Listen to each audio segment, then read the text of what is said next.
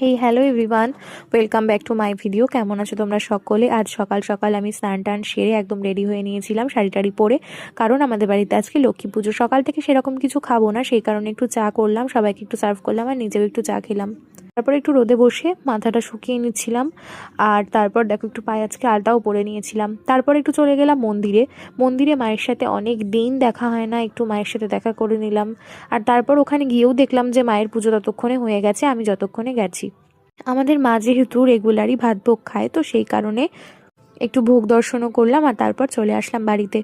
জ্যাঠা যেহেতু মন্দিরের পুজো সেরে আমাদের বাড়িতে পুজো করবে, জ্যাঠাকে পুজোতে বসিয়ে তারপর আমি ধূপ ধুনোগুলো জ্বালিয়ে ধুনোটা একটু সারা বাড়িতে ঘুরিয়ে নিচ্ছিলাম। আর এটা তো 25 ডিসেম্বরের ব্লগ তোমরা যেটা দেখছো।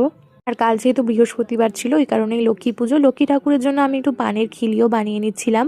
আমি খিলিটা খুব একটা ভালো করে বানাতে পারি না, তবু একটু জাস্ট চেষ্টা করে দেখলাম, দুটোই বানাতে পারছিলাম। এটা তো ভোগে দেওয়া হবে মাকে, যা হোক করে একটুখানি পানের সেটা শেপ দিতে পেরেছি। তোমরা কারা কারা পারো অবশ্যই আমাকে একটা কমেন্ট করে জানিও, আমি অতটাও পারদর্শী নই।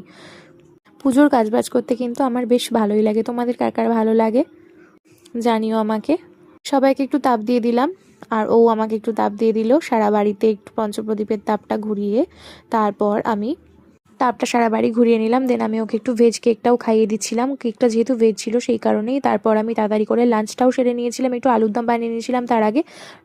লাঞ্চে তো অনেক কিছুই ছিল প্রসাদে। That's was for yesterday. চলো টাটা।